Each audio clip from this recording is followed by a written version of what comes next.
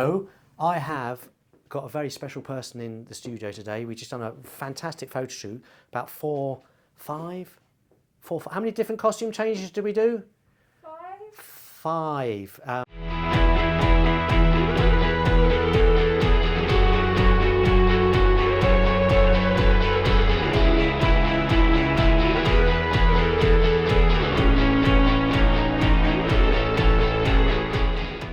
Kate-Lois Elliott, who I actually met at Bow.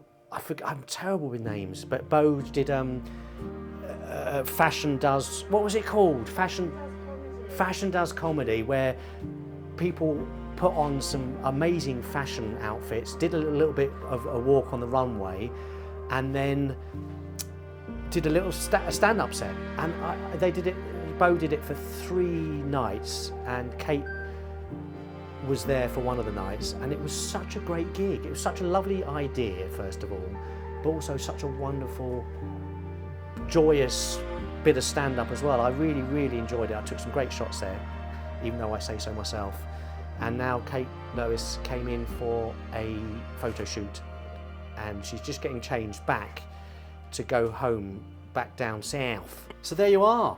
This is Kate-Lois Elliott, and we were just talking just now that you slightly changed your name because of equity, because you're an actor as well. I am, yeah. Why did you change your name? Because equity wouldn't let me have my name, because there was someone in Australia, someone in New Zealand. You can't get me confused. Someone in New Zealand called Kate Elliott as well, who'd done a couple of films that existed in the world, and I wasn't allowed my name, so I used my middle name Lois, but then everyone thought I was double-barreled. No, yeah, there's that too. Family Guy or Superman is how I have to tell people, but yeah, they thought I was double-barreled. That was rather similar to my story. My real name is Stephen Lewis, and with equity only one name is allowed. So you can't have 2 names in equity that are the same. So Stephen Lewis was Blakey from On the Buses. So he's now passed. What's On the Buses? You're so young. I'm not that young. You just said, what's On the Buses? I don't know what that is. I'm sorry. On the Buses was a sitcom-y thing. With On the Buses. They were just bus drivers and conductors. Oh, that sounds so fun. It was good. I think it's of its time, I think. Okay, well, it sounds really fun. I'm going to watch it. Yeah. We'll see. So, Kate-Lois, what is your... We do best and worst gigs. Oh, first of all... Oh, hello. Oh, look, There's Lucy's people. arrived. People, this is... And a dog. Oh, we got a picture of you holding the dog. We did get a Vivi, picture of me holding the dog. Let me just let them in. Pro bono work. Let me just... There's the dog. We got Kate-Lois holding the dog in a photo shoot. So they know each other now. Yeah. Aww, best friends. Send me your invoice.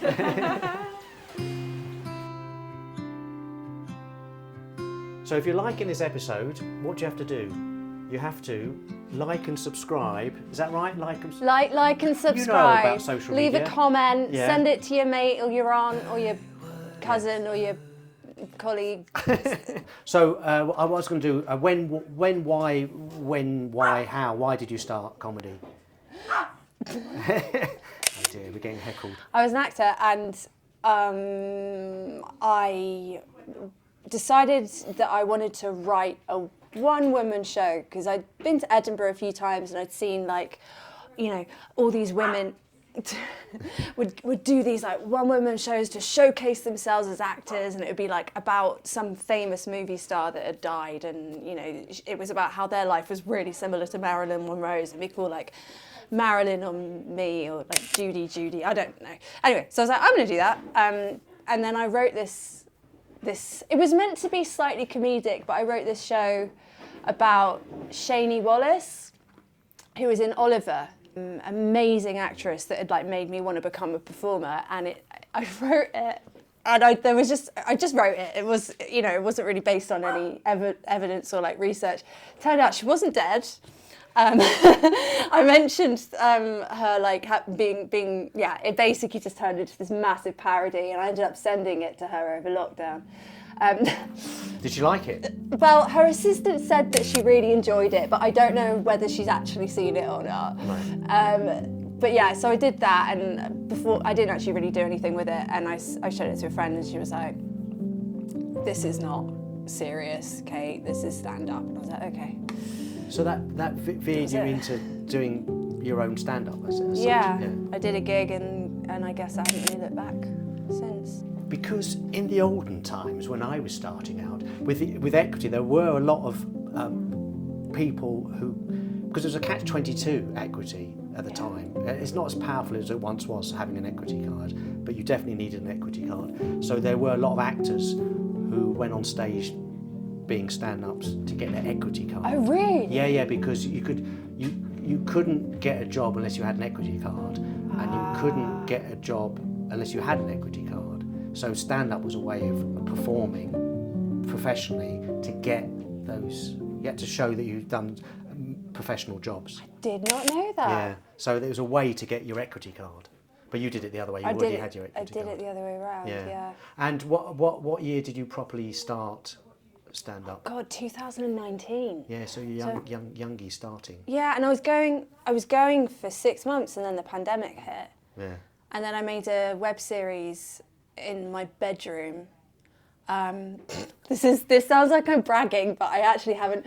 So I made a web series in my bedroom because I was like, what the hell am I going to do with my time? Yeah. And I can't go on stage, and I don't know what I'm doing with my life. Made the web series, and it got nominated for a British Writers Guild Award. Wait, that's fantastic. I know. I was like, I called my agent. I was like, I think they've made a mistake. Can you contact them and find out? What was the web series called? It was called How to Be Maggie with Maggie P. And it was like parodying influencers, but it was quite nuanced. Did you carry on doing it, or you? I did. It got lots of followers? And... I mean, the British Writers Guild thing was the main thing. Very few views for something that's been nominated for a national award. Very few views. But it was really fun to do, and it helped. Yeah. What do you remember your first ever gig? Yeah. Go on. Good. Where? It was at the Cavendish Arms, Yeah. right? And it was about a piece of blue string that got all around my village, and no one wanted to move it because no one knew what it was. And I was like, ooh, it's so hot fuzz.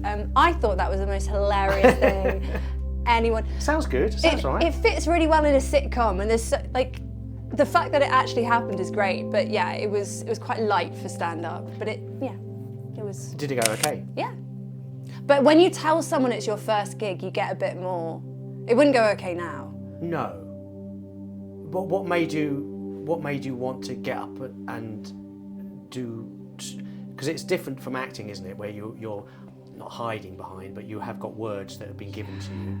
Here, you're writing your own stuff, and everything rests on you, and it's very immediate. Yeah. It took me a while to kind of figure out how to do that, actually, because I think as an actor, you're like, oh well, there's many factors going on, but when you're a stand-up, you're like, no, it didn't work because of me. I did this. It's me. And I think my skin's a lot thicker now. I've been doing stand-up for a while. Always do this, don't I? Always do this. Best and worst gig. What would you like to start with? Best or worst gig? Have you got best and worst gig? I think I do, yeah. I think I do.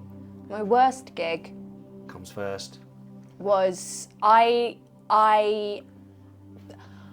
material sometimes does not go that well if it's a room full of, older generations, majority. Sometimes, not always, but sometimes it's very... So I did I'm worried that might be me. I did a gig in Twickenham, and lovely promoter, lovely man. The first night had gone really well, had a great time.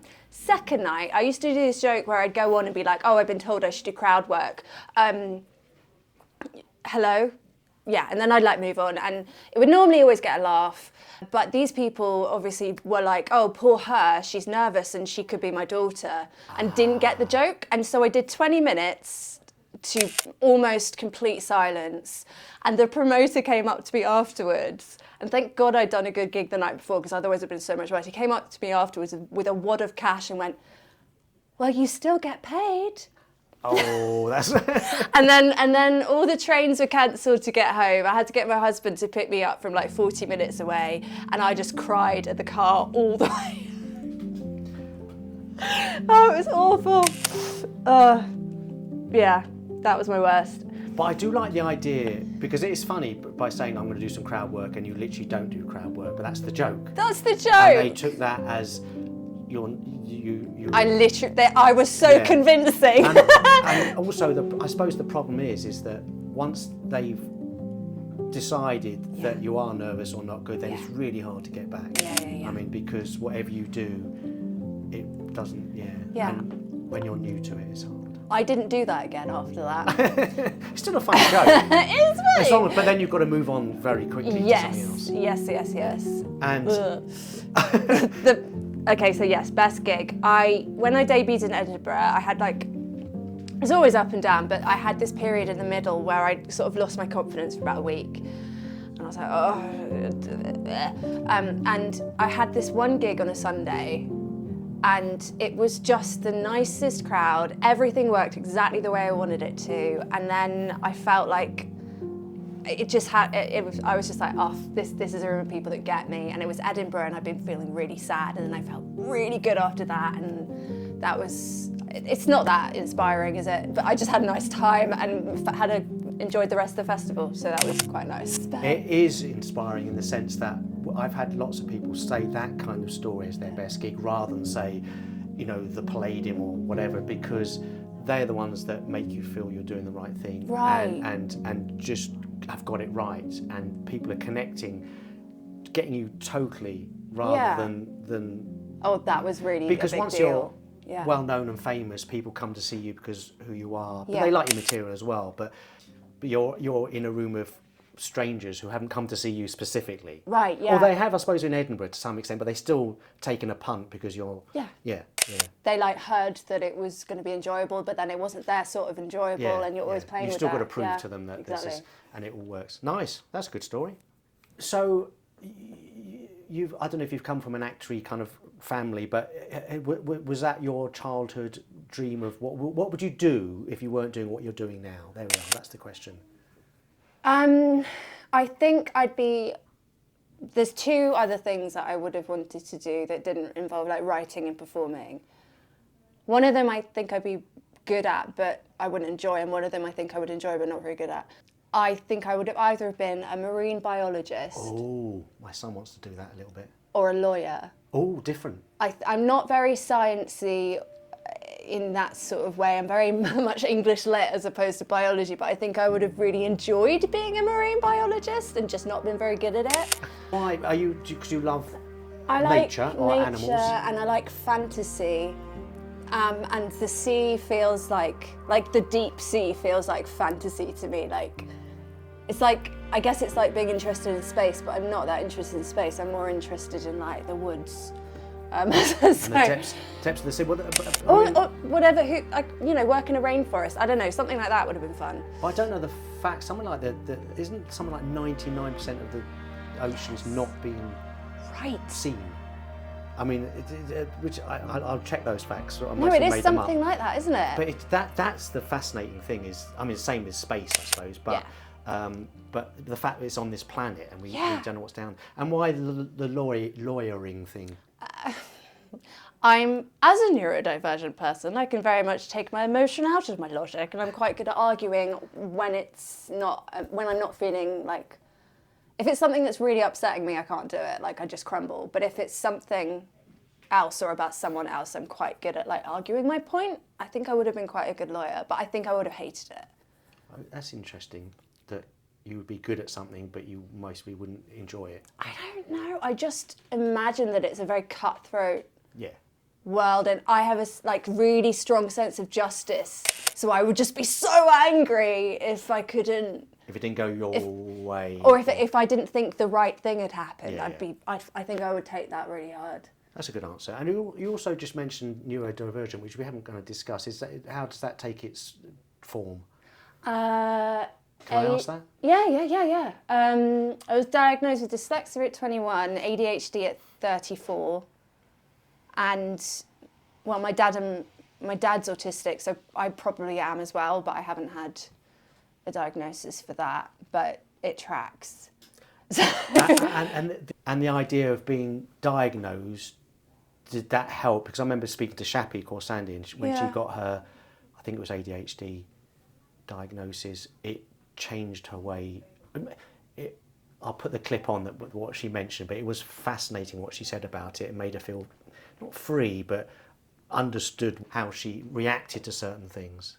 Because you need to come to terms, almost like a grief of how your life would have been had you known earlier. Like, I didn't know I had anxiety that was linked with the way my brain couldn't process things effectively, in the same way so I heard someone say, just like a dog doesn't know it's a dog. I didn't know that you could live without this constant churning agony. It's the norm for you. Yeah, it was just the norm, and it was painful, but I was like, well, how can I get rid of it? People with ADHD understand when you talk about the motor constantly inside you, but when you are next to a mountain or amongst trees, like, nature just shuts you up.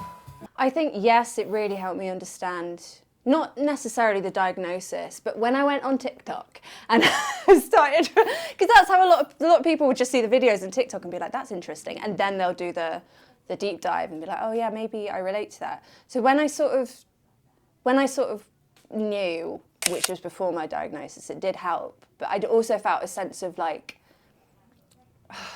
I don't know, because sometimes it's, oh, this is how I behave, and then sometimes it's, oh, this is why someone treated me a certain way.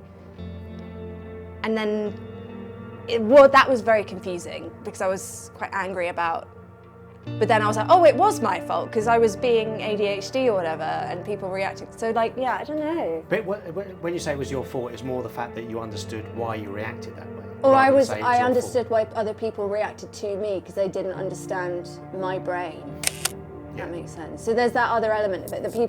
People don't really talk about that element of it, I don't think, because it feels like a bit icky. But yeah, that was the bit I struggled with. Everything else I was like, that's why I can never find my phone, or that's why I'm like overcompensating for everything, and that's why I'm always so tired. And it was amazing. I just went with it. But I think, yeah, sometimes.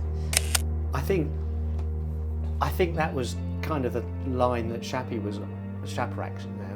was on as well. That kind of, that's why this happened. Yes, exactly. And that really that's good. I like that answer. Yeah, good. Because it is kind of about photography and comedy, I always ask whether the person Kate-Lois has Lois. Kate-Lois. I always want to say Lewis because my surname is Lewis. But it's I'm Lois. from Lewis as well. You're from... Yes. It all makes sense. Favourite photograph. Have you got a favourite photograph?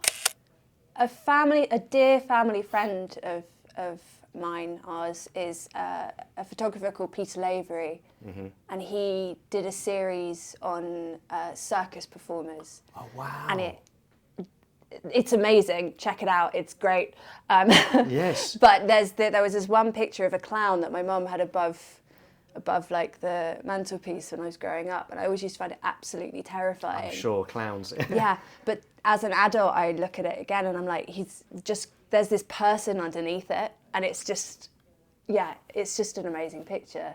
Darkroom question. Darkroom is where you process pictures, and I did a darkroom course at Battersea Arts Centre, which I love, but this darkroom is more about mental health, really. So, mental health, how's you?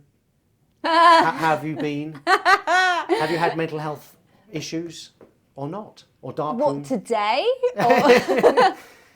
Well, I didn't know, you did come, you weren't apprehensive, but you relaxed very quickly. Yeah, I think the world is the way it is at the moment, isn't it? And it's really hard not to let it affect you. But also, I'm quite an anxious person. Are you anxious? Yeah, I think, I don't know if it's just me or if it just comes from being neurodivergent as well and having rejection sensitivity dysphoria. But yes, my go-to is definitely anxiety, for sure. You're kind of in the wrong profession. Yeah, weird. Rejection sensitive. What are you? But there's so many of us. Like, what are we doing? Like, it's so weird. But yeah, Has it flared up? I mean, because I was going to say, has it flared up at all? Because I've talked about it on other episodes about massive anxiety and panic attacks after my mum died years and years ago.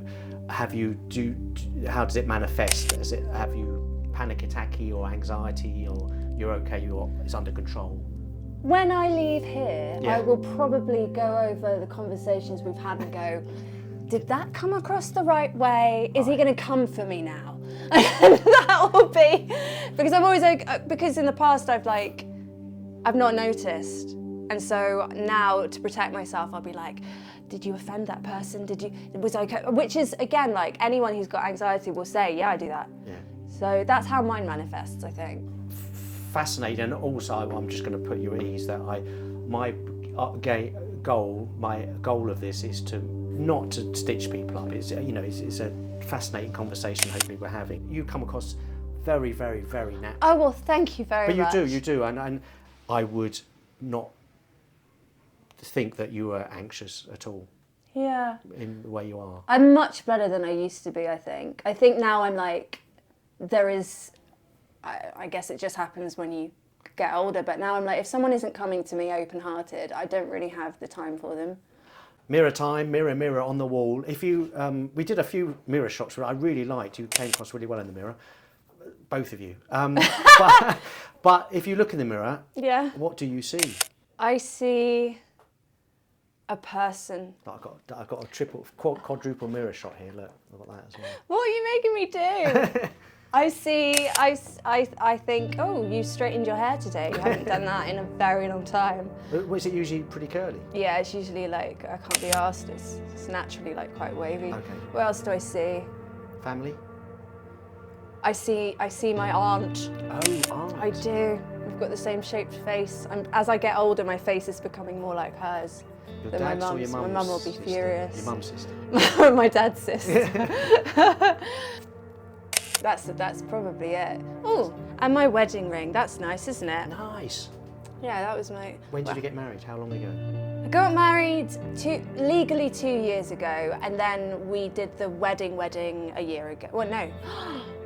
Legally last September, and then we did the wedding in September. So actually, the wedding was quite recent, but I've been married for nearly 2 years. Or who have you been influenced by, or favourite comedian or comedian you'd like to tour with? Oh yeah. I loved Izzard growing up, Yeah. like big time. Me too. Watched all the videos because they were videos back then, and Victoria Wood. Wow. And That's do you know, musical yeah, stuff. Yeah. there you go. But what made me want to become a stand-up, and this is probably my favourite, at the time it was, I didn't think that someone like me could do stand-up. And then I saw Aisling B do that bit on Live at the Apollo about being fat thin. Do you know that one? Oh, vaguely. It's not really the sort of joke you can quote, but I just remember seeing it and being like, oh, yeah, okay. That actually looks quite fun. Yeah. So I think they're probably the pivotal three that influenced me. Great answer. And if they want me to tour with, I mean, only 2 of them are alive. I'm available. That was fab. Thank you very much. I really, really enjoyed the photo shoot. Oh, we did a few photos of your show. You're thinking of doing Trad Wives. Of you coming out. I know you've got to Photoshop it, but you coming out of the ocean. Yeah. Coming out. Yeah. What's your future plans? I'm working on the show at the moment, so hopefully I'll have it up in Edinburgh either this year or next year. I want it to be good. I don't want to like rush it. Yeah. I want it to be like, some people work on shows for like a year, and then some people work on shows for 4 years, and I'm adding music into it as well, which adds a whole new. You writing the music, or? I'm writing the lyrics. Wow. Katie Pritchard is doing the music. Oh wow. Turning it into songs. Because I used to do musical theatre. I've like technically been a professional musical theatre performer. So like, what was I thinking? Not including that. But then. Do you sing? Have you got a voice? Yeah, I have. Yeah. Yes. Yes. That took a little bit of time to get that yes out. But have you not? You don't do it in stand-up? No, I've never done it in stand-up. I think because I didn't want my stand-up to be... I didn't want to be a musical comedian, but then you can do a 55-minute show with like 3 songs in it. Stuart Lee did it. I'm not Stuart Lee. I can't use that as an example of like whether I can achieve it or not. But, you know, I was like, oh, maybe I'll put like 3 in. And so it's part of the show, but I'm not a musical comedian. You know what I mean? Yeah. So that's what I'm working on at the moment. That's great. Yeah. Do a selfie. Yeah. A bit rubbish at photographing this and selfieing it. So I'm trying to figure out what's happening right now. Oh, okay.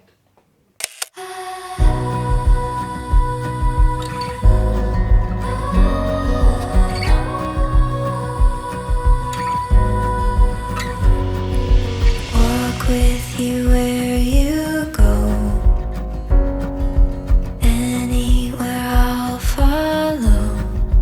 I know you. I know you. Leaves falling on the road. You can cry.